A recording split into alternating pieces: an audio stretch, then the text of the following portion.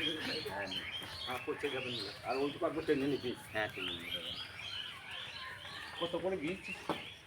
ওই সেই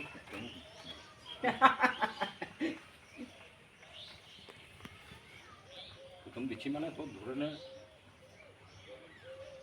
দাম বলে নাই। হ্যাঁ দাম কত বলে 30 টাকা আর বীজ থেকে ওরা 60 টাকা 70 হ্যাঁ, টাকা হ্যাঁ। 80 টাকা। সেইটি তো বললাম ভাই।